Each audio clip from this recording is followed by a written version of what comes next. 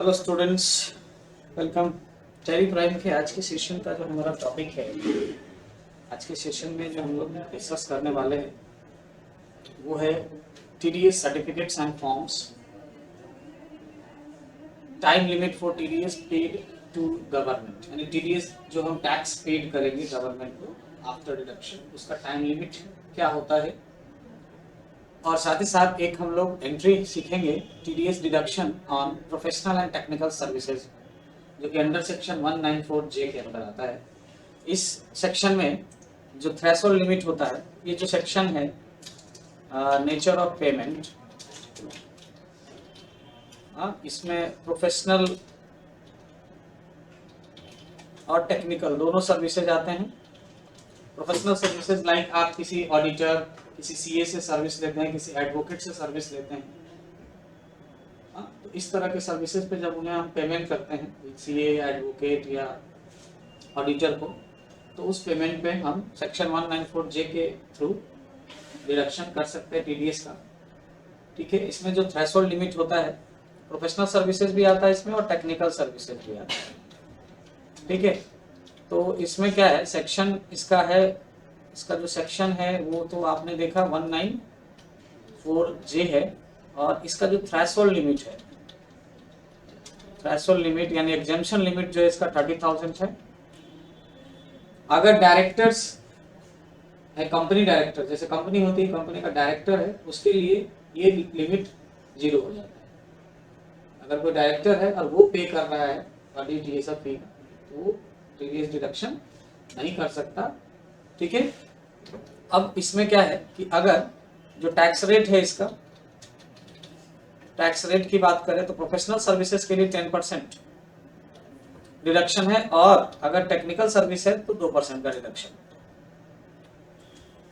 ठीक है, इस सेक्शन के अंदर। तो इस सेक्शन में क्या हम कैसे एंट्री लेंगे वो सीखेंगे, और साथ ही साथ ये सारे सर्टिफिकेट्स और फॉर्म्स के बारे में भी सीखेंगे, और कुछ टर्म कंडीशन सीखेंगे कि अगर हमने एज ए डिडक्टर, अगर आप एज ए डिडक्टर वर्क कर रहे हैं टीडीएस डिडक्टर के रूप में, तो आपको क्या क्या रिस्पॉन्सिबिलिटीज हैं आपके ऊपर after before deduction of TDS and after deduction of TDS. ये रिस्पॉन्सिबिलिटी आपको डिडक्टी के लिए क्या क्या है, और साथ ही साथ गवर्नमेंट के लिए क्या है, ये सारी चीजें आज के सेशन में हम लोग सीखने वाले हैं। चलिए देखते हैं, मैंने अभी तक आप लोगों को जो भी कुछ बताया है उसमें मैंने टीडीएस डिडक्शंस के बहुत सारे सेक्शंस बताए, जैसे 194C बताया, 194I, 194A, 194H। ओके, ये सारे सेक्शंस हमने डिस्कस करे हैं। उसके अलावा हमने जीरो डिडक्शन, रो डिडक्शन भी हमने, फॉर्म 15G, 15H, फॉर्म 13 के बारे में हमने जाना है, इसका डिडक्शन, ये सारा कुछ। उन सब के अलावा भी और भी सेक्शंस होते हैं, जैसे कि अभी मैं 194J पर आज, उसके अलावा जो सेक्शंस हैं बहुत सारे हैं। प्रोसेस सेम होगा, बस आपको ये सारे क्राइटेरियाज फॉलो करने होंगे। बाकी जो प्रोसेस डिडक्शन और पेमेंट का होगा वो सेम होगा, जो अभी तक मैंने बहुत सारे अलग अलग नेचर ऑफ पेमेंट के लिए बताया है। ओके, तो हमने जो बहुत सारे डिस्कशन किए जो सेक्शंस, उसके अलावा कुछ सेक्शंस हैं जैसे 192A, 192D, 194DA, 194E, 194F, ये सब सेक्शंस हैं जो इस बुक में, जो आपको सेशन में या इस आपको मैंने नहीं बताया, वो भी आप माइंड में रखेंगे, और तरीका वही रखेंगे प्रोसेस डिडक्शन का, पेमेंट का, जो मैंने अभी बताया है। उसके अलावा अभी अभी मैंने जो आप लोग को बताया कि मैं एक 194J का बताऊंगा, उसके लिए देखिए मेरे पास यहाँ पे मैंने एक क्वेश्चन बनाया कि messrs Ganesha and associates has issued a bill of audit fee ₹56,000 to Sipra industries limited. एक गणेशा एंड एसोसिएट्स है, एक सीए फॉर्म है, एक प्रोफेशनल ऑडिटिंग अकाउंटिंग ऑडिटिंग से रिलेटेड फॉर्म है गणेशा एंड एसोसिएट्स। उसने एक बिल इशू किया है 56,000 का टू सिप्रा इंडस्ट्रीज लिमिटेड को। सपोज करो सिप्रा इंडस्ट्रीज लिमिटेड में आप काम कर रहे हो, वो एक डिडक्टर है। Here, at the time of payment of audit fee, Cipra Industry Limited will deduct TDS at 10%. Professional है तो 10%। अगर यही कोई ऐसा ऑर्गेनाइजेशन होता जिससे सिप्रा इंडस्ट्री कोई टेक्निकल सर्विस लेती, तो उसको भी इसी सेक्शन में लेती, 194J के थ्रू ही डिडक्शन करते, लेकिन वहां पे 10% की जगह 2% का डिडक्शन होता। अब जैसा कि आप लोग देख रहे हो 56,000 है तो 10% 5600 होगा 5600।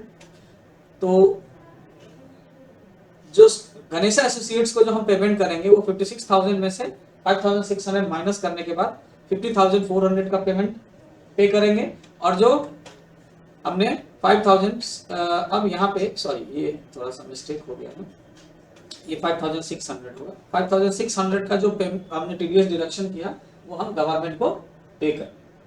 ओके, अब सपोज करो अगर हमने गणेशा एसोसिएट्स ने पैन नंबर नहीं दिया तो 20% का रिडक्शन हो जाएगा। चलिए अब देखो यहाँ पे कुछ नोट्स है, इसकी एंट्री में अभी आप लोग को करके दिखाऊंगा सेम अमाउंट में।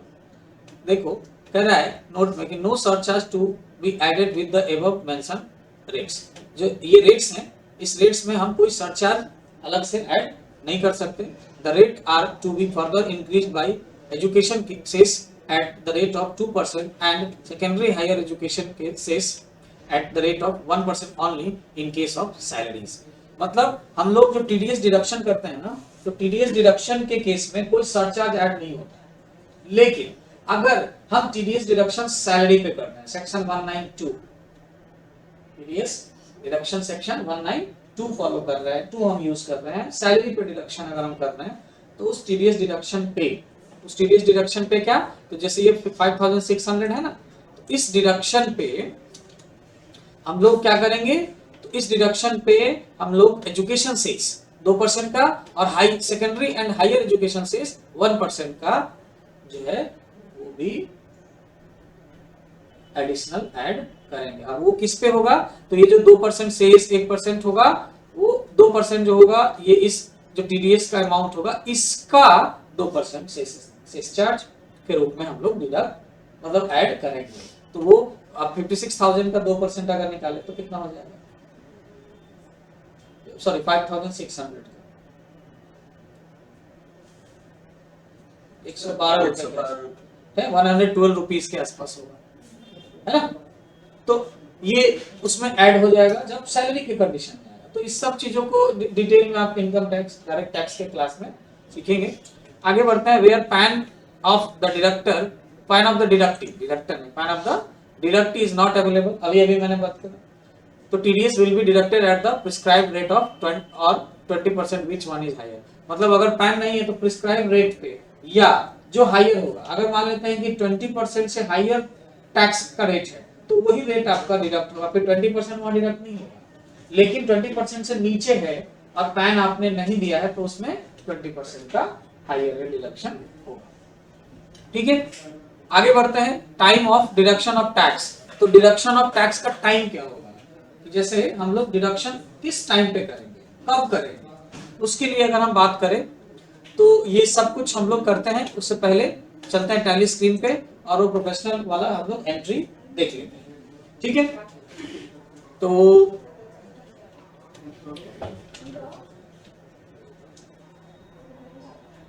चलिए एक टॉपिक पहले देख ले, ये जो मैंने ये टाइम वाला है। तो the payer should deduct tax इधर at the time of creating the account of the paying, that is when due.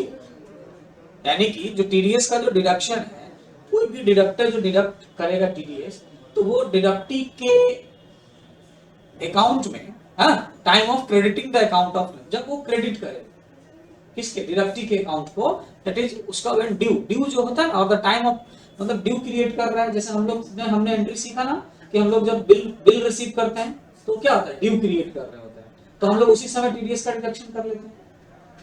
तो उस समय भी किया जा सकता है, या फिर आप अगर पेमेंट कर रहे हैं, time of payment which ever is earlier, या तो आप पहले पेमेंट करो, जैसे हमने एडवांस पेमेंट की एंट्री सीखी टीडीएस में, तो हमने पहले एडवांस पेमेंट करा, तो जो पहले होगा हम टीडीएस का डिडक्शन उसी पे पहले करेंगे।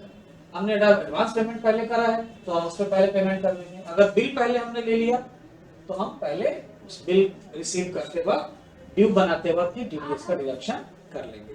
फॉर एग्जांपल अभी Silicon Industries Limited has received the bill this date and made the payment on this date, TDS to be deducted on this date. मतलब 5 सितंबर 2020 को अगर रिसीव करा किसी ने क्या बिल, अब पेमेंट कर रहे हैं 11 सितंबर को, तो हम टीडीएस डिडक्शन कब करेंगे, जब हमने ड्यू बिल रिसीव किया यानी कि 5 सितंबर को, हम पेमेंट करेंगे बाद में, लेकिन पहले बिल रिसीव कर लिया ड्यू बिल, तो हमने डिडक्शन उसी समय करेंगे, उस डेट पे करेंगे, यानी कि जो अर्लियर पहले जो काम होगा उसी में होगा। Now if the payment has been made by Silicon Industry Limited on 2 सितंबर in advance, TDS to be deducted on 2 सितंबर।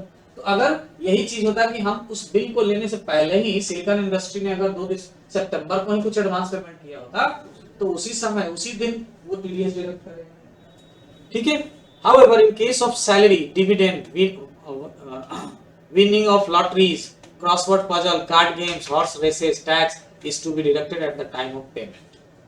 लेकिन वही अगर कुछ इस तरह का हो, जैसे सैलरी का है, तो सैलरी का ड्यू बनेगा उस समय डिडक्ट होगा जब पेमेंट होगा, या डिविडेंड रहता है जो शेयर से मिलता है, या फिर आपने कोई गैम्बलिंग, लॉटरी या फिर कोई क्विज, ये सब से आपने जब कोई अमाउंट प्राइस जीतते हैं, तो उस सिचुएशन में आपको जब प्राइस जब पेमेंट किया जाएगा उस समय टीडीएस का डिडक्शन होता है। ओके, तो ये सब कुछ टर्म आप लोगों को याद रखना है। अब आगे हम लोग पहले एंट्री ले लेते हैं 194J का, फिर हम लोग जानेंगे कि हम लोग टीडीएस डिडक्ट, अगर कोई डिडक्टर है, अगर हम ही डिडक्टर हैं, हमने टीडीएस डिडक्शन कर लिया है, तो गवर्नमेंट को वो पेमेंट कब कर देना चाहिए, किस टाइम तक, जिससे हम गवर्नमेंट के पेनल्टी या इंटरेस्ट या अदर किसी भी एडिशनल चार्जेस से बच सके। ओके, तो चलिए पहले टैली स्क्रीन पे चलते हैं और एंट्री लेते हैं। सबसे पहले टैली स्क्रीन पे हम लोग टैली पे क्रिएट ऑप्शन में जाके एक लेजर्स क्रिएट कर लेते हैं। सपोज मुझे लेजर्स क्या बनाना है, तो messrs Ganesha and associates under group sundry creditor. Okay, TDS deducted, yes. ये मान लो एक बॉडी ऑफ इंडिविजुअल भी है या कंपनी रेसिडेंट है suppose. Okay, deduction same voucher, yes. Advance entries की जरूरत नहीं है, ये मैंने आप लोगों को बताया है कि लोअर डिडक्शन जीरो डिडक्शन में यूज करने के लिए, तो इसे नो रखेंगे। यहाँ पे जब डिडक्टेड सेम वाउचर करेंगे ना, तो देखो जब भी ये एडवांस, ये जो ऑप्शन आता है ना ये सेलेक्ट करने का, जैसे ये टीडीएस इन सेम वाउचर पे यस करके एंटर कर दो, तो ये जो नेचर ऑफ पेमेंट आता है सेलेक्ट करने का ऑप्शन, वो इस वजह से आता है क्योंकि आपने ये एडवांस एंट्रीज को इनेबल कर रखा है। अगर आप इसे डिसेबल कर दोगे F12 की प्रेस करके, और यहाँ पे ये सेक्शन में आओगे, इधर टैक्स में, टैक्स डिटेल में, ये advance entries in TDS master, अगर इसे आप डिसेबल करके रखोगे, नो करके रखोगे ना, तो फिर वो आप अगर यहाँ पे deduct in same voucher yes करोगे टीडीएस का, तो भी वो आपका ये नेचर ऑफ पेमेंट का ऑप्शन ये नहीं आएगा। लेकिन अगर आता है तो आप सेलेक्ट कर लो। तो मुझे एक प्रोफेशनल एंड टेक्निकल जो है सर्विसेज के लिए एक नेचर बनाना पड़ेगा, तो हमने यहाँ पे क्रिएट में जाते हैं और यहाँ पे बना लेते हैं professional and technical services section 194J payment code. और अब देखो यहाँ पे मुझे इसका 2 बार बनाना पड़ेगा, एक प्रोफेशनल के लिए अलग और टेक्निकल के लिए अलग, ठीक है ना। सेक्शन बनाने पड़ेंगे। अगर आप एक ही कोई टाइप का लेते हो सर्विस, जैसे प्रोफेशनल लेते हैं तो सिर्फ प्रोफेशनल के लिए बनेगी, टेक्निकल भी लेते हैं तो आपको टेक्निकल के लिए अलग बनाना पड़ेगा, क्योंकि टैक्स रेट दोनों पे अलग अलग। तो मैं इसमें चेंज कर देता हूँ, प्रोफेशनल सर्विसेज रखता हूँ इसको, टेक्निकल सर्विसेज यहाँ से मैं इसे नहीं लेता, बाद में करेंगे। और यहाँ पे हम रेट ऑफ टैक्स क्या ले लेते हैं, 10%, threshold 30,000। Okay, end of list करेंगे और इसे सेव कर लेंगे। अब मैंने गलती करा है एक कि मैंने पैन यहाँ पे मेंशन नहीं किया, ठीक है। इस गलती के बाद हमें क्या क्या एरर आएंगे वो हम जानेंगे इस सेक्शन में, हम एरर हैंडलिंग भी आज सीखेंगे। ओके, उसके बाद एक हम बनाते हैं क्या, ऑडिट फी का एक हम लोग लेजर बनाएंगे, जो कि अंडर ग्रुप इनडायरेक्ट एक्सपेंस लेंगे, ठीक है। यहाँ पे हम लोग जीएसटी को नॉट एप्लीकेबल रखेंगे। अगर जो हम गणेश एसोसिएट्स अगर जीएसटी रजिस्टर्ड डीलर होगा, तो वो हमें अपने मेरे सर्विसेज के बिल पे अगर वो 18% जीएसटी इंक्लूड करके देगा, तो फिर हमें इसमें यहाँ जीएसटी भी इनेबल करना होगा, और उसका बिल रिसीव करते वक्त उसमें जीएसटी उसका जो हमसे लेगा वो हमें ऐड करना होगा, और देन उसके बाद हम उसमें से टीडीएस भी डिडक्ट करेंगे, जैसा कि इसके लिए मैंने आप लोगों को एक रेंट सर्विसेज के केस में मैंने आप लोगों को बताया हुआ है, ठीक है, जिसमें टीडीएस और जीएसटी दोनों का यूज है। ओके, तो वैसे इसमें भी किया जा सकता है। अब टीडीएस एप्लीकेबल में हम लोग यहाँ पे इसे एप्लीकेबल कर लेंगे और यहाँ से नेचर में सेलेक्ट कर लेंगे professional services, not applicable save कर लेते हैं। एक हम बनाएंगे टीडीएस टैक्स का nature, TDS on professional tax, ठीक है, प्रोफेशनल टैक्स नहीं, professional services under duties and taxes group, type of tax TDS, nature of payment professional services, save कर लेते हैं। अब आते हैं हम लोग एंट्री, वाउचर एंट्री में। सबसे पहले हम लोगों को अगर जीएसटी का बिल नहीं है तो हम purchase and simply general voucher में ले लेंगे बिल, अगर जीएसटी के साथ बिल होता तो हम उसे परचेज वाउचर में लेंगे। ओके, तो F7 की प्रेस किया हमने, जनरल वाउचर आ गया। हमने क्या ले रहा है, ऑडिट फी का एक्सपेंस करना है 56,000 का, यहाँ पे हमने सीआर सेलेक्ट करना है और यहाँ लेना है मेसर्स गणेशा एसोसिएट्स। अब देखिए यहाँ पे जो डिडक्शन हो गया वो कितना हो गया, 10% का होना था, यानी कि 5,600 होना था, यहाँ पे क्या हो गया 11,200 हो गया, यानी 20% का रिडक्शन हो गया। चलिए कोई नहीं, रहने देते हैं, ठीक है। अब ये डिडक्शन 20% का हो जाएगा, प्रॉब्लम है, कोई बात नहीं, चलिए एरर सही करेंगे हम लोग। न्यू रेफरेंस बनाते हैं और इसका ले लेते हैं, रेफरेंस नाम ही दे देते हैं क्या, ऑडिट 001, और यहाँ पे इसका टीडीएस ऑडिट 01,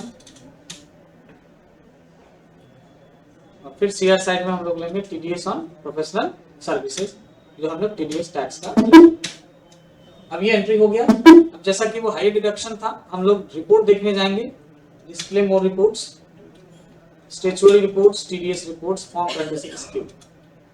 आपको थोड़ा सा ये होगा कि हम जब भी बता रहे हैं तो फॉर्म 26 बता रहे हैं, 27 क्यों नहीं बता रहे। आज उसके बारे में भी हम लोग बात करेंगे कि इस फॉर्म में अलग अलग फॉर्म्स का क्या यूजेज है, ठीक है। उसके बाद यहाँ पे एक रिटर्न ट्रांजेक्शन बुक है, इसके बारे में भी हम लोग आज बात करेंगे। अब यहाँ पे देखिए, जब हम लोग टीडीएस रिपोर्ट में आएंगे तो हमने कौन कौन से लेजर्स में अभी तक जो हमने लेजर्स बनाया उसमें बिना पैन का कौन कौन सा लेजर है वो आप यहाँ से जान सकते हैं, लेजर्स विदाउट पैन, ठीक है। तो यहाँ से आप जान सकते हैं इसको।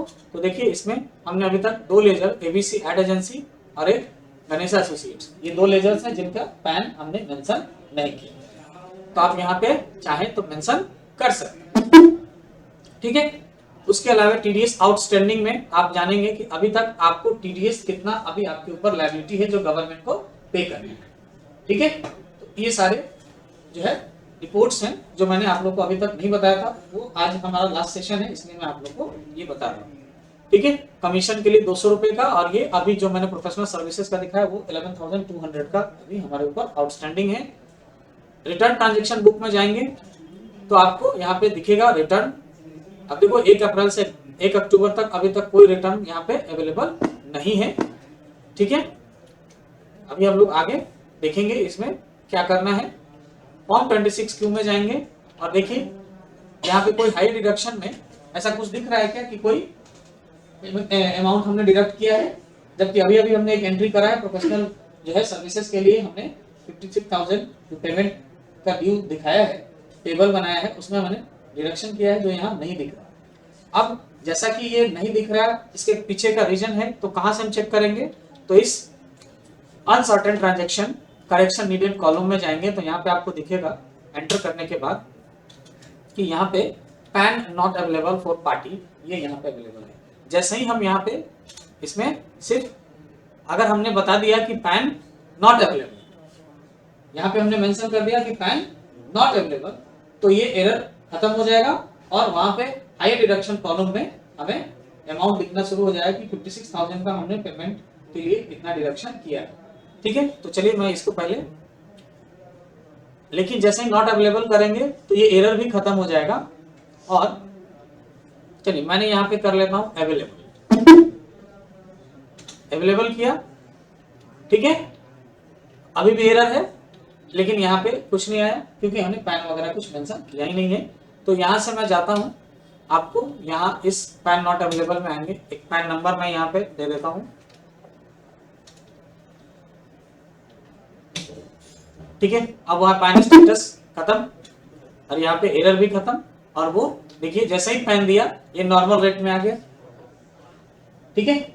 अगर यही चीज मैंने पैन ना दे करके नॉट अवेलेबल करते हैं तो ये वही 11,200 का डिडक्शन, ये देखिए डिडक्ट करेंट पीरियड ये दिखा रहा है यहाँ पे 11,200, टैक्स डिडक्टेड यहाँ क्या दिखा रहा है 5,600, है ना। और यहाँ पे माइनस दिखा दिया कि डिडक्ट बैलेंस माइनस कर दिया गया 5,600, जो 11,200 डिडक्ट किया गया था क्योंकि पैन यहाँ फर्निश हो गया। अगर यही पैन हम वहां पे एरर में जाके पैन को नॉट एप्लीकेबल बता देते, नॉट एप्लीकेबल बता देते, तो ये जो आप यहाँ देख रहे हो ये अमाउंट आपको इस हायर डिडक्शन वाले कॉलम में दिखता, और जो टैक्स रेट होता डिडक्शन का अमाउंट वो यही 11,200 ही रहता। ओके, तो इस तरीके से हम लोग एरर को डिडक्ट करेंगे, और जो भी है और भी एरर्स हो सकता है जो उसी लिस्ट में आपको आएगा। चलिए आते हैं गेटवे ऑफ टैली पे। अब हम लोगों को इसमें क्या करना है, पेमेंट करना है क्या,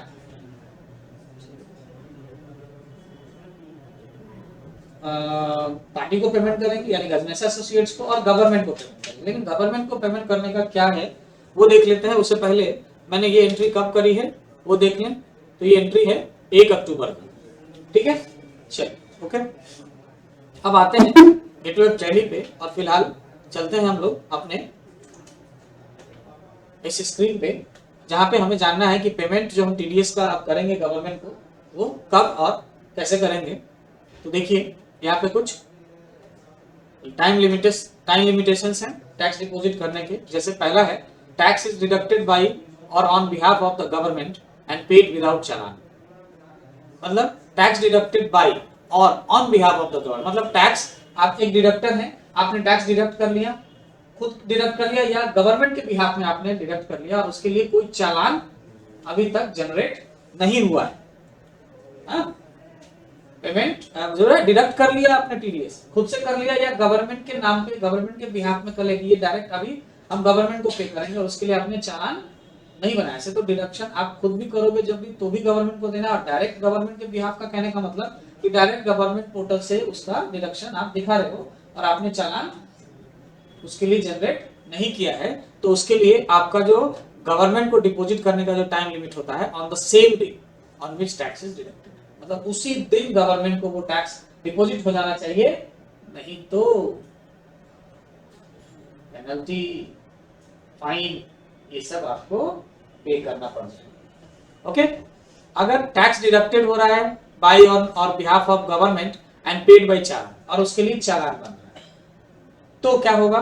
तो चालान अगर आप देखिए पेमेंट ले रहे हो, चालान आप क्रिएट कर रहे हो, जनरेट कर रहे हैं, देन उसके बाद आप टीडीएस डिडक्ट करना है, तो उसके लिए आपके पास टाइम होता है क्या, with in 7 days from the end of the month in which tax is deducted. मतलब जिस मंथ, जैसे अभी अक्टूबर मंथ का हमने डिडक्ट किया और हमने इसके लिए जो है वो चालान जनरेट कर दिया, तो अब हमारा क्या होगा, तो अक्टूबर के एंड होने के बाद, ऐसा हम अक्टूबर में भी कर सकते हैं, लेकिन हमारे पास क्या है, अक्टूबर के एंड होने के बाद जो नेक्स्ट मंथ आएगा इस क्वेश्चंस के बिहार में, तो हम अगले क्या यानी कि नवंबर में 7 तारीख से पहले यानी कि फर्स्ट वीक में ही हमें कर लेना होगा, ये पेमेंट गवर्नमेंट को डिपॉजिट कर देना होगा, अदरवाइज पेनल्टी टैक्स फाइन जो भी इंटरेस्ट वो हमें पे करना, ठीक है। यानी कि जिस मंथ का डिडक्शन है उसके ठीक नेक्स्ट मंथ में विद इन 7 days, यानी कि फर्स्ट वीक, कब,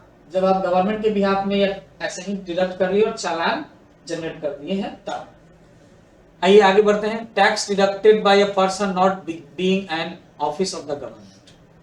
tax is deducted by a person not being an office of the government, मतलब टैक्स जो हम किसी पर्सन से डिडक्ट कर रहे हैं, tax deducted by a person और वो गवर्नमेंट ऑफिसर नहीं है, वो इनकम टैक्स डिपार्टमेंट का ऑफिसर नहीं है, तब क्या होगा, मतलब जैसे मान लेते हैं कि हम एक डिडक्टर कंपनी के थ्रू काम कर रहे हैं, एक अकाउंटेंट है, हम कोई इनकम टैक्स डिपार्टमेंट के एम्प्लॉय नहीं है, हम ऑफिस के एम्प्लॉय और हम टीडीएस डिडक्ट करते हैं, ठीक है। अपने कंपनी के जो भी पेमेंट्स बनते हैं उसमें मैं टीडीएस डिडक्ट करता हूँ। देन उस कंडीशन में मुझे कब वो टैक्स जो हमने डिडक्ट किया वो कब गवर्नमेंट को डिपॉजिट कराना होगा। तो देखो, वेयर इनकम इज पेड और amount is credited in the month of March, ठीक है। अगर हमने मार्च महीने में डिडक्शन किया तो मार्च हम लोग का इंडियन गवर्नमेंट के अकॉर्डिंग मार्च क्या होता है, क्लोजिंग मंथ होता है, फाइनेंशियल ईयर क्लोजिंग मंथ होता है। तो उस कंडीशन में क्या होता है ना कि हमें उस डिडक्शन को गवर्नमेंट को डिपॉजिट करने के लिए अगले महीने यानी अप्रैल यानी नेक्स्ट फाइनेंशियल ईयर के पूरे 30 दिनों का जो टाइम होता है, पूरे अप्रैल मंथ में हम कभी भी 1 अप्रैल से लेकर 30 अप्रैल तक कभी भी वो डिपॉजिट करा सकते हैं। सिर्फ कब, जब मार्च मंथ महीने में आपने डिडक्शन किया होगा तब। Where income is paid amount is credited before 1st of March, अगर 1 मार्च से पहले हुआ होगा या उसके अलावा किसी भी मंथ में हुआ होगा तो फिर वही जिस मंथ में होगा उसके अगले ठीक नेक्स्ट मंथ में फर्स्ट वीक में यानी विदिन 7 डेज आपको वो पेमेंट डिपॉजिट करा देना होगा, ठीक है। उसके बाद tax deduct by a person not being an office of the government and the assessing officer has permitted quarterly deposit of tax, this 192 इस सब सेक्शन का डिपॉजिट है। मतलब आप अब मान लेते ये सारे अदर जो सेक्शन डिडक्शन था टीडीएस का उसके लिए था। अगर इन सब सेक्शन में डिडक्शन है और वो डिडक्शन में भी वो कोई गवर्नमेंट एम्प्लॉय डिडक्ट नहीं कर रहा है तो क्वार्टरली बेसिस पे जो परमिटेड है कि क्वार्टरली डिपॉजिट करना है। जैसे गवर्नमेंट के द्वारा वो इनकम टैक्स डिपार्टमेंट के द्वारा डिडक्टर को ये परमिशन दिया गया है कि आप सारे डिडक्शन को क्वार्टरली पे कर सकते हैं, गवर्नमेंट को डिपॉजिट कर सकते हैं। तो उस कंडीशन में पहला क्वार्टर हमारा काम कब खत्म होगा, फाइनेंशियल ईयर के अकॉर्डिंग। तो हमारा फाइनेंशियल ईयर अप्रैल से स्टार्ट होता है तो पहला क्वार्टर 1 अप्रैल से 30 जून तक का होगा, यानी कि उस क्वार्टर के बाद हमें अगले जुलाई में 7 तारीख तक यानी विदिन 7 डेज हमें, मतलब हर क्वार्टर के बाद अगले क्वार्टर हर क्वार्टर के एंड के बाद जो नेक्स्ट मंथ आएगा उसमें विदिन 7 डेज आपको वो पेमेंट करना होगा। जैसे जुलाई 7 तक और फिर जुलाई अगस्त सितंबर का क्वार्टर खत्म होगा, सॉरी जुलाई अगस्त और सितंबर, हाँ तो अक्टूबर 7, फिर अक्टूबर नवंबर दिसंबर का क्वार्टर खत्म होगा तो जनवरी 7 और फिर जनवरी फरवरी और मार्च का क्वार्टर खत्म होगा। तो मार्च में तो होगा जैसे ही डिडक्शन क्वार्टर, तो फिर अप्रैल में 7 दिन नहीं पूरे 30 दिन का आपको टाइम मिल जाएगा। पूरे अप्रैल तक में आप कभी भी डिपॉजिट कर सकते हैं। ओके, तो ये कुछ टाइम लिमिट्स है जो आपको याद रखने हैं एज अ डिडक्टर अकाउंटेंट। अब अगर ये टाइम आप फेल हो जाते हो या आपने टीडीएस डिडक्ट ही करना भूल जाते तो क्या होगा? टीडीएस डिडक्ट करना ही भूल गए, मतलब पे को पेमेंट कर दिया आपने और उसमें से कोई भी डिडक्शन नहीं किया टीडीएस, तो क्या होगा? या आपने डिडक्शन कर लिया और गवर्नमेंट को डिपॉजिट टाइम पे नहीं किया तो क्या होगा? ठीक है, तो चलिए आइए जानते हैं। उससे पहले एक चीज, जैसे ही आप एक डिडक्टर है और जैसे ही आप टीडीएस डिडक्ट करोगे किसी डिडक्टी से, किसी पेई से, तो आप उसको एक सर्टिफिकेट प्रोवाइड करोगे प्रूफ के तौर पे कि आपका टीडीएस डिडक्शन हो गया, जिसे हम लोग टीडीएस सर्टिफिकेट या टीडीएस एडवांस टैक्स ऑन ये बोलते हैं। ठीक है, the due date of issue of TDS certificate आ रहा है। अब कब ये सर्टिफिकेट इशू किया जाएगा? ऐसा नहीं कि हम टीडीएस आज डिडक्ट किए किसी डिडक्टी से तो अभी ही सर्टिफिकेट दे देंगे। वो सर्टिफिकेट हम अभी दे भी नहीं सकते जब तक कि वो टैक्स गवर्नमेंट को डिपॉजिट नहीं हो जाता, क्योंकि डिडक्शन तो हमने किया है ना, गवर्नमेंट ने थोड़ी ना किया। तो गवर्नमेंट को जब तक वो डिपॉजिट नहीं होगा तब तक गवर्नमेंट उसको वेरीफाई नहीं करेगा और देन उस टिल डेट तक हम कोई सर्टिफिकेट इशू नहीं कर सकते। जैसे ही हमने गवर्नमेंट को डिपॉजिट कर दिया तो एक सर्टिफिकेट आएगा। सैलरी के लिए अगर है तो सैलरी के लिए सर्टिफिकेट फॉर्म 16 आता है। सैलरी पे टीडीएस डिडक्शन अगर हमने करा है तो उसके लिए हम जो सर्टिफिकेट देंगे वो फॉर्म 16 होगा, जो कि एनुअल होता है। मतलब एक इसका कब देना है? साल में एक बार देना होता है। पूरा फाइनेंशियल ईयर जब खत्म होगा, है ना, तो उसके बाद नेक्स्ट फाइनेंशियल ईयर में ये टाइम लिमिट 31 मई तक का होता है। हाँ, जैसे अभी फिनेंशियल ईयर 22-23 चल रहा है, तो इसमें जिसका सैलरी पे टीडीएस डिडक्शन होगा मार्च 23 तक होगा, उसको उसका सर्टिफिकेट जो होगा फॉर्म 16 जो मिलेगा टीडीएस डिडक्शन का, वो 31 मई 2023 तक किसी भी हाल में उसका जो डिडक्टर होगा वो उसे पे, मतलब उसको वो सर्टिफिकेट प्रोवाइड कर देगा, ताकि उसके बिहाफ में वो इनकम टैक्स रिटर्न फाइल कर सके। और अगर वो जो डिडक्शन हुआ उसका टैक्स का, वो जो स्लैब लिमिट है उसका, हाँ, उससे क्रॉस नहीं कर रहा है, तो वो सारा का सारा डिडक्शन वापस वो रिटर्न रिफंड के रूप में बस। ठीक है, तो ये सैलरी के लिए फॉर्म 16 होता है जो एनुअल मिलता है। सैलरी को छोड़ दे तो उसके अलावा किसी भी तरह का डिडक्शन अगर कोई डिडक्टर करता है तो वो अपने डिडक्टी को फॉर्म 16A प्रोवाइड करता है, जो कि क्वार्टरली बेसिस पे होता है। और क्वार्टर बेसिस पे वो कब कब देगा, तो हर क्वार्टर के एंड में जो नेक्स्ट मंथ आएगा उसमें किसी भी महीने 1 तारीख से 30 तारीख के बीच में वो किसी भी डेट को इशू कर सकता है। ठीक है, जैसे फर्स्ट क्वार्टर का जुलाई 30, सेकेंड क्वार्टर का अक्टूबर 30, थर्ड क्वार्टर का जनवरी 30 और फोर्थ क्वार्टर का जो मार्च में एंड होगा उसका मई 30 है, उसके लिए 2 महीने का उसके पास 30 मई से आगे नहीं जा सकता। ठीक है, if an SSC is employ under more than one employee during the year, each of such employees shall issue part A of 20 नहीं, यहाँ पे 60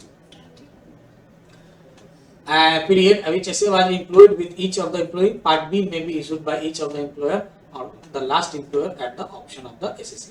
अब इसमें भी क्या होता है ना कि इसमें भी क्या होता है कि अब मान लो ये तो हो गया कि ये सर्टिफिकेट मिलेगा। अब मान लेते हैं कि कोई एक एम्प्लॉई है, वो एक ही फाइनेंशियल ईयर में एक से ज्यादा एम्प्लॉयर के यहाँ वर्क कर रहा है, और जहां जहां वो वर्क कर रहा है वो डिडक्टर है, हाँ, वो टीडीएस डिडक्टर के यहाँ वर्क कर रहा है। तो उस केस में जब वो फर्स्ट पीरियड में जहां वो वर्क करेगा, वो फॉर्म 16 का उसको पार्ट ए वो पहला एम्प्लॉयर प्रोवाइड करेगा, और जब वो दूसरे एम्प्लॉयर के यहाँ काम करेगा या जो सबसे लास्ट एम्प्लॉयर होगा उसका फाइनेंशियल ईयर के एंड होते होते तक उसको वो पार्ट फॉर्म 16 का पार्ट बी जो है वो फॉर्म सर्टिफिकेट प्रोवाइड करेगा, यानी उसको 2 पार्ट में सर्टिफिकेट मिलेगा। ठीक है, उसके अलावा एक है provide information relating to requisite in form 12BA which is part of form 16 का एक पार्ट होता है जो सैलरी के रूप में, जैसे एक प्रिक्विजिशन फॉर्म होता है 12BA, वो प्रोवाइड कराना होता है एम्प्लॉयर को सैलरी के केस में, फॉर्म 16 के केस में जब 1.5 लाख रुपए से ऊपर का पेबल अमाउंट 1,50,000 से ऊपर का हो, तो ये एक साथ में फॉर्म 12BA भी प्रोवाइड कराना होता है। ठीक है, अब देखिए क्या क्या रिटर्न होते हैं फाइल करने। जैसे हम डिडक्टर हैं तो हमने टीडीएस डिडक्ट कर लिया, उसके बाद गवर्नमेंट को डिपॉजिट करने के लिए ना, डिपॉजिट होगा तो वो एक तरह से फाइल रिटर्न होता है। तो उसमें क्या क्या कब कैसे करना होता है। There the person who has deducted TDS is to submit the detail through TDS return to the income tax department, the forms and due dates of submission of TDS return as follows. मतलब जो भी TDS deductor होता है ना, वो TDS tax government को कैसे deposit करेगा, तो रिटर्न फाइल के रूप में, जो कि इनकम टैक्स को करेगा, और उसके लिए उसका जो ड्यू डेट, अभी जो हमने इतना ड्यू डेट्स पढ़ा उसको फॉलो करते हुए करेगा और फॉर्म्स के हिसाब से करेगा। जैसे अगर सैलरी पे डिडक्शन किया गया है तो उसके लिए फॉर्म 24Q है, जो टैली टाइम में अभी आपको कहीं पे भी टीडीएस रिपोर्ट में दिख नहीं रहा। उस सैलरी के लिए 24Q फॉर्म फाइल करना होता है, और ये क्वार्टर एंड में करेंगे तो 30 जून को, और अगर इसका ड्यू डेट क्या होगा, सॉरी क्वार्टर एंड होगा, जैसे क्वार्टरली अगर हम रिटर्न फाइल कर रहे हैं उसका, तो क्वार्टर फर्स्ट 30 जून को खत्म होगा, और उसका रिटर्न हमें कब तक कर लेना होगा, अगले मंथ 31 जुलाई तक।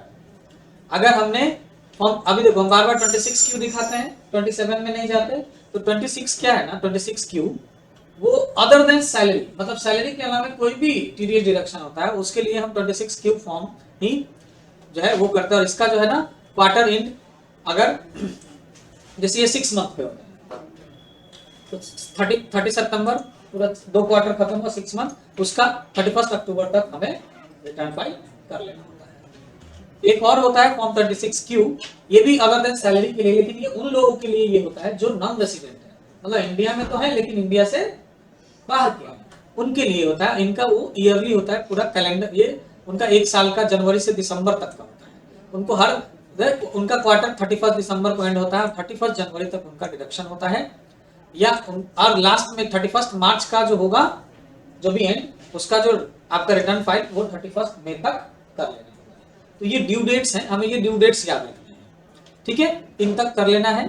अब देखो, अगर ये सब करने में आप फेल हो जाते हो, liability to deduct tax at source, मतलब आप डिडक्टर हैं तो आपके ऊपर क्या क्या लायबिलिटी है, क्या क्या रिस्पॉन्सिबिलिटी है, अगर उनको फेल हो जाते हो आप तो आपके ऊपर क्या पेनल्टी आएगा, वो सब इसमें लायबिलिटी जो है क्या क्या है। ये देखो कॉन्सिक्वेंस क्या क्या है। तो अब पहला कह रहा है कि अगर, मैं इंग्लिश में पढ़ रहा हूँ, हिंदी में बता दे रहा हूँ सीधा सा, ठीक है, अगर आपने टैक्स डिडक्ट ही नहीं किया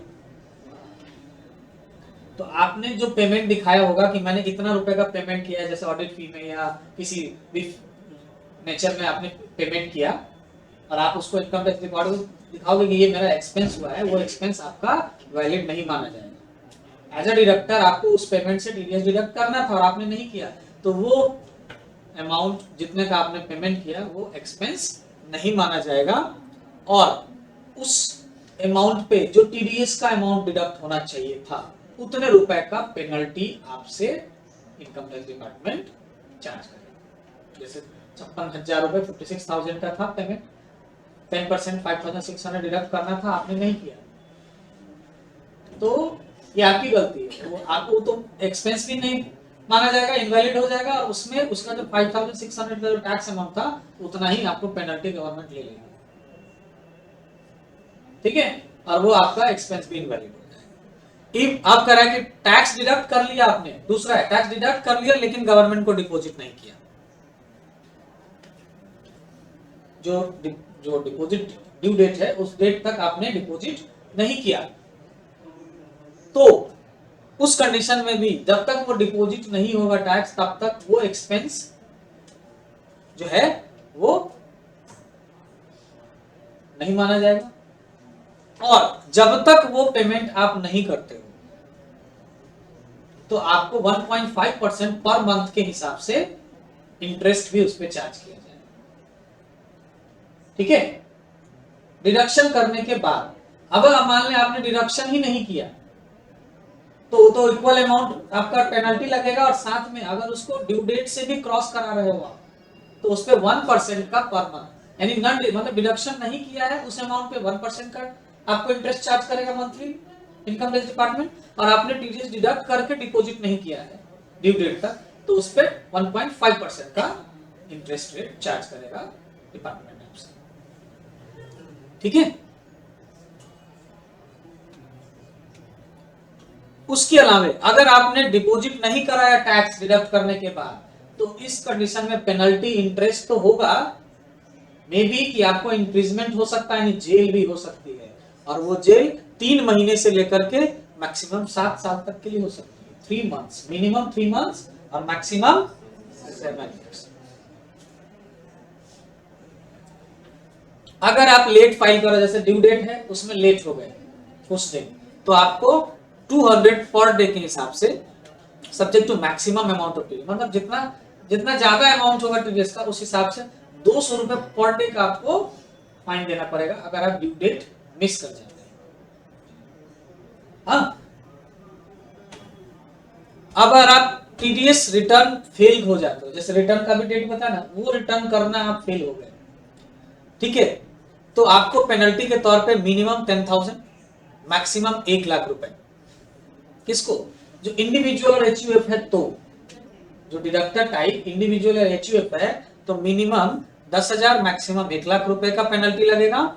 ये कब तक, जब आपका टर्नओवर बिजनेस का 2 करोड़ से एक्सीड करता है, या अगर आप प्रोफेशनल हैं तो 50 लाख रुपए तक का बिल, ये वो इधर मतलब बिल रिसीव कर रहे हैं, तो उस कंडीशन में आपको ये पेनल्टी चार्ज हो जाएगा अगर आप रिटर्न फेल कर, 2 करोड़ से ऊपर का जिनका टर्नओवर है उनके लिए, या जो प्रोफेशनल है ऑडिटर है वो 50 लाख से ज्यादा ईयरली इनकम करते हैं ऑडिट ये वो इन सब से, तो उनके लिए ये पेनल्टी है, और वो टीडीएस रिटर्न ही नहीं कर रहे हैं, लोग कर रहे हैं, तो ये पेनल्टी उनको देना पड़ेगा। ओके, तो ये सब कुछ है जो आपको करना पड़ेगा। टैली प्राइम में आपको ये फॉर्म्स ये सब आपको मिले हैं 26, 27Q, ठीक है, एनुअल रिपोर्ट्स के लिए, क्वार्टरली रिपोर्ट्स के लिए। तो ये सब कुछ टर्म्स हैं जो आपको टीडीएस अगर आप टीडीएस डिडक्टर कंपनी में जॉब कर रहे हो, काम कर रहे हो, तो आपको ये सब चीजों का ध्यान रखना बहुत ही जरूरी है। चलिए आइए अब चलते हैं टैली स्क्रीन पे, और जो हमने टीडीएस ये फॉर्म रिटर्न के लिए हम कैसे तैयार करेंगे, जैसे फॉर्म 26Q है तो टैली में तो वो हमारा हो जाएगा, अब उसको हम इनकम टैक्स डिपार्टमेंट को भी तो फाइल करना है रिटर्न, उसके लिए कैसे तैयार करेंगे। तो आइए सबसे पहले हम लोग वाउचर एंट्री में चलते हैं, और जो हमने पेमेंट करेंगे किसको, पार्टी को, बैंक से पेमेंट कर देते हैं गणेशा एसोसिएट्स को। कितने का पेमेंट करना है, तो ये तो 44,800 का पेमेंट है, तो ज्यादा हो रहा है ना, हमको दोस्तों 20% कट गया है। तो अब हमने पैन वहां फर्निश कर दिया, तो अब एक बार ना डे बुक में जाके और वापस से इसका एंट्री हम लेंगे।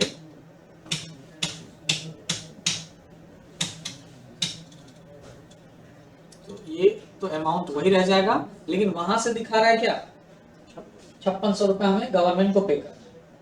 तो चलिए पहले हम गवर्नमेंट को पे दिखाते हैं, ठीक है, जो 5600 में पेमेंट करना है। वाउचर एंट्री में गए, पेमेंट वाउचर F5 की, कंट्रोल F प्रेस किया, उससे पहले F2 की प्रेस करके आप डेट चेंज कर लो, 31 अक्टूबर कर लेते हैं, ठीक है। Control F, state payment TDS, period 31 अक्टूबर, टिल डेट 31 अक्टूबर ही ले लीजिए, 194J के लिए करना है हम लोग, ठीक है। कंपनी पैन ये हमने ये देखो ये 11,200 पॉइंट, ठीक है ना। अब हमने वो जो किया वो टीडीएस का रिवर्स नहीं लिया ना, वो हमें रिवर्स पहले एंट्री लेना होगा यहाँ पे, जिसमें जो वो टीडीएस का जो रिटर्न रिफंड आया है वो हमें वापस मतलब माइनस जो होके आ गया वो लेना पड़ेगा, ठीक है। चलिए देखते हैं कैसे करेंगे।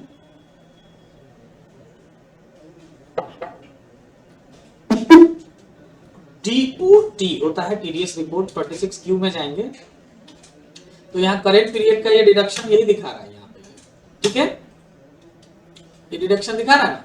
तो ये जो एंट्री है 5600 रुपए हम यहाँ पे करेंगे गणेशा एसोसिएट्स का, और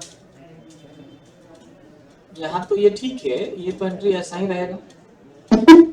इसके बदले में एक एंट्री हमें रिवर्स लेना पड़ेगा वो बिल को, है ना। ये जो 5600 वहां दिखा रहा है कि माइनस हो गया डिडक्टेबल बैलेंस, हाँ, तो ये हमें वापस लेना पड़ेगा। तो वापस लेने के लिए एक रिवर्स एंट्री करनी होगी, तो टीडीएस टैक्स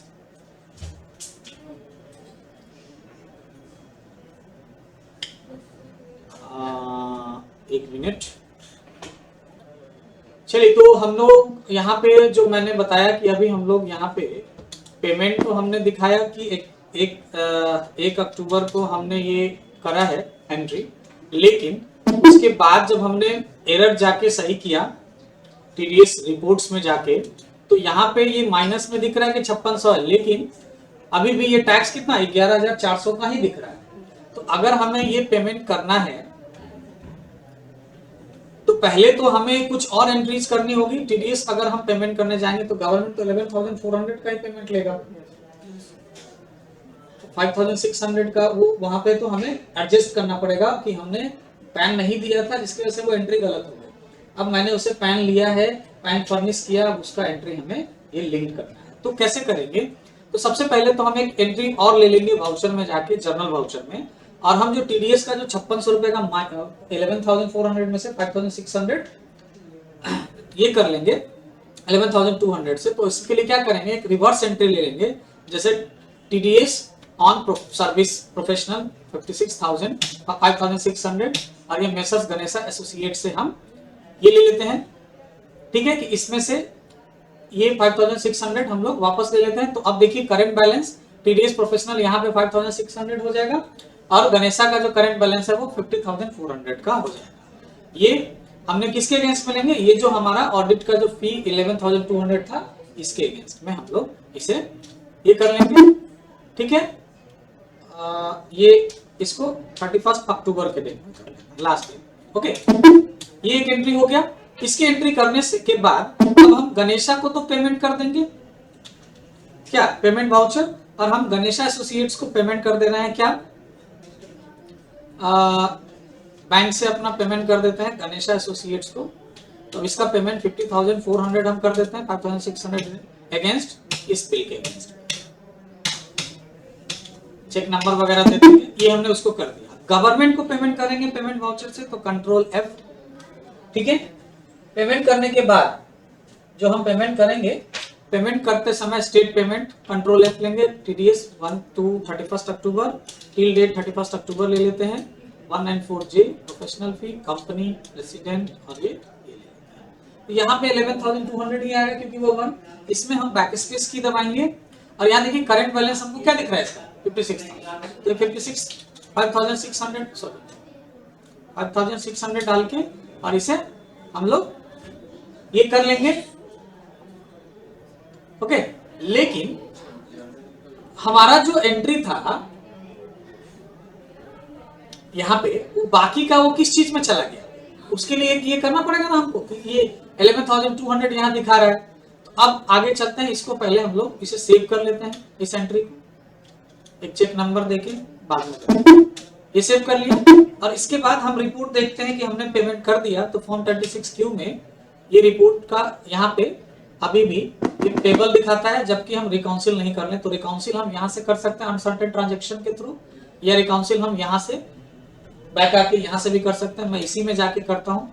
ये देखो रिकाउंसिल में क्या बोलेगा, तो ये सबसे पहले बोल रहा है बैंक डिटेल डालने, unavailable in payment voucher, not available किए गए। तो यहाँ रिकाउंसिल करेंगे, यहाँ हम Alt S प्रेस कर सकते हैं या एंटर करके भी डायरेक्ट कर सकते हैं इसमें कॉलम्स में फिल, या Alt S करके अपडेट कर सकते हैं। जैसे क्वार्टर फ्रॉम 1 अक्टूबर से हम 31 अक्टूबर लेते हैं डेट में, ऐसे क्वार्टर को 1 अक्टूबर से 31 दिसंबर का होगा, तो 31 दिसंबर भी ले सकते हो आप।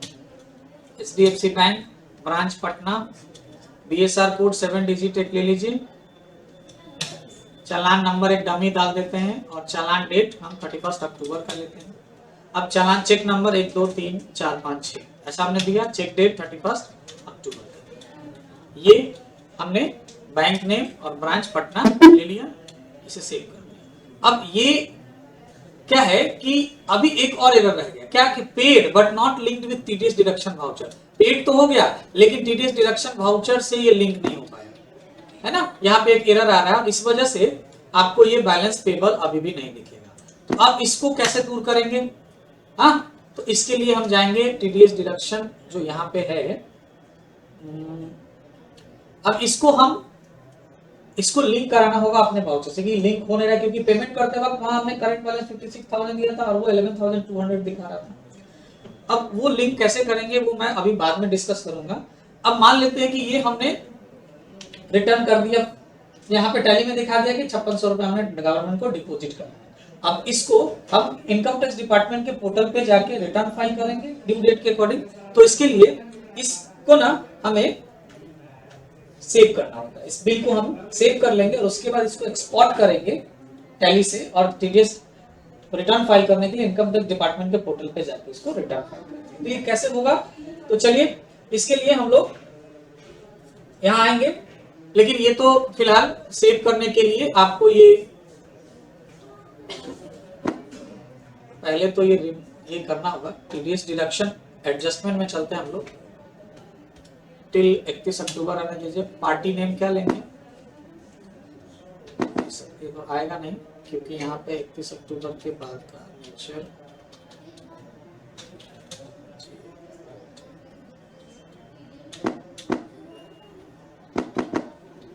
यहाँ से एडजस्टमेंट नहीं होगा,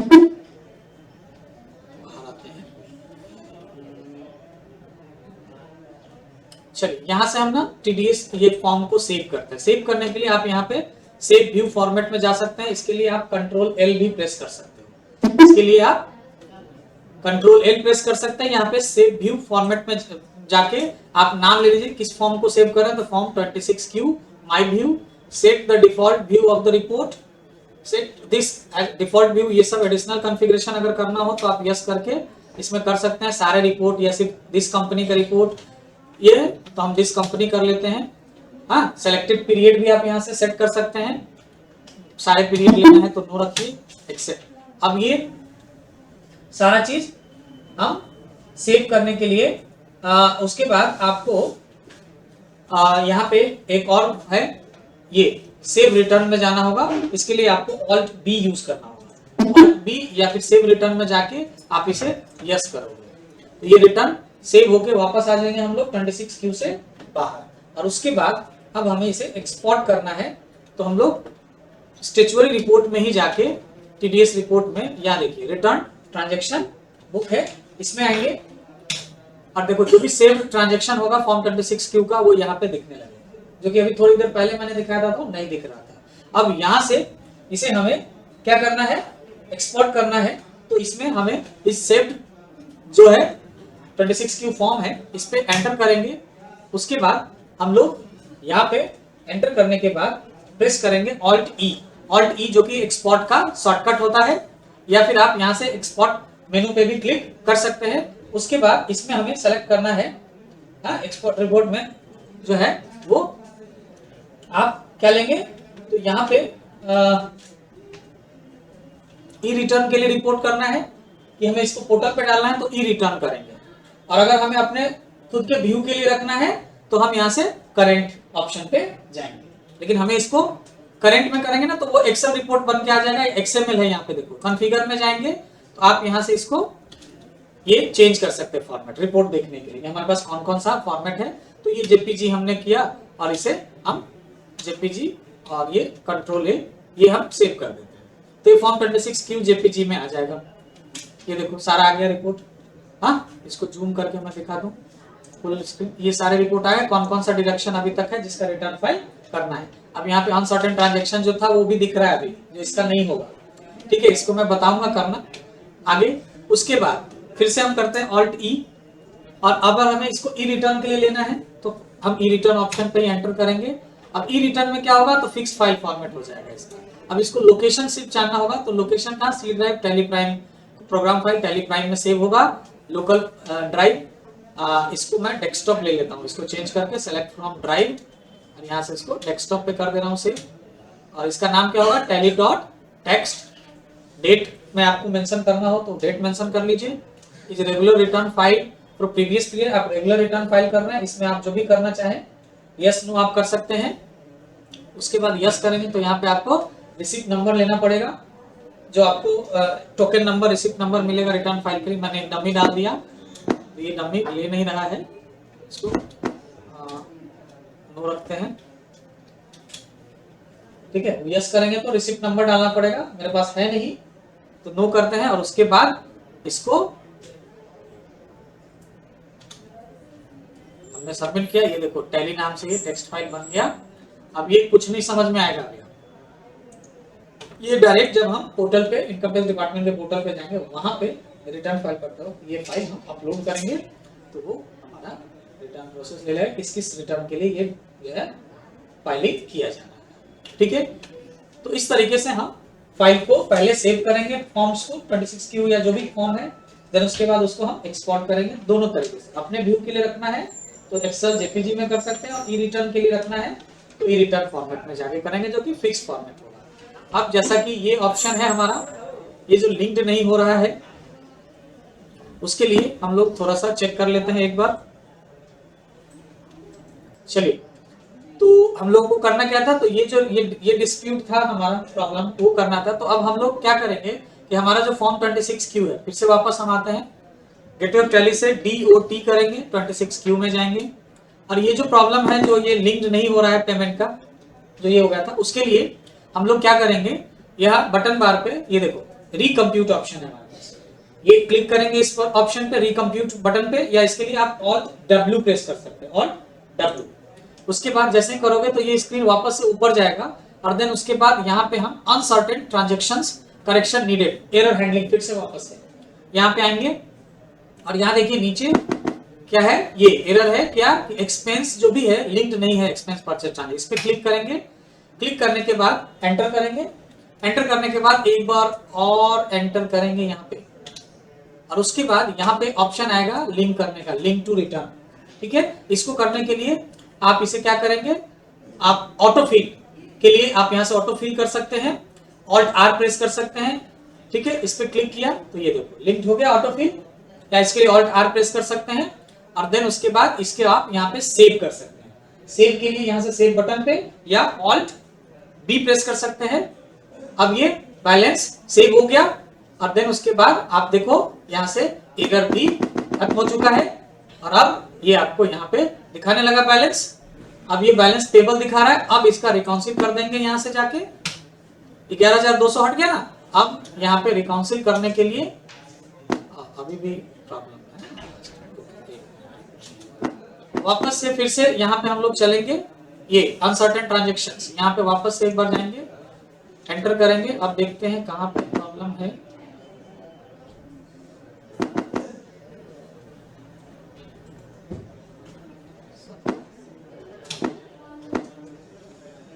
अब इसमें कहीं तो नहीं है, हाँ ये अनेबल टू डिटरमाइन। वापस से सॉरी पहले रिकम्प्यूट में जाएंगे। अब देखो यहाँ पे ये तो जीरो हो गया, एरर हमारा अनसर्टेन। रिकाउंसिल यहाँ पे ये है, इस पे क्लिक करके एंटर करेंगे तो ये अभी भी ये ऑप्शन है, यहाँ से आके इसको हमें एंटर करना है और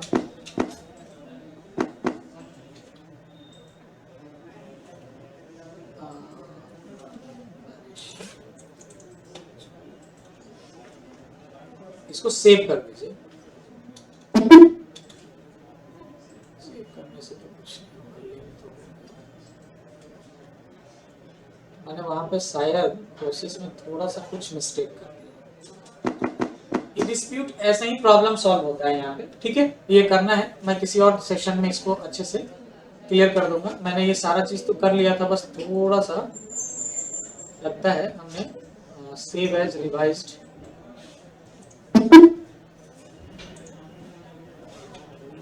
चलिए मिलते हैं नेक्स्ट सेशन में, तो इसको भी क्लियर कर लेंगे, लेकिन वो डिस्प्यूट रिकम्प्यूट ऑप्शन से ही हम लोग क्लियर करेंगे। वहां पे मैंने एक डायरेक्ट मैपिंग ऑप्शन था वो मिस कर दिया, जिसकी वजह से ये नहीं हो पाया। चलिए आप लोग कीजिए, मिलते हैं नेक्स्ट सेशन में नेक्स्ट टॉपिक, नए टॉपिक के साथ, जो कि हमारा टॉपिक होगा payroll. Okay, keep practice, thank you.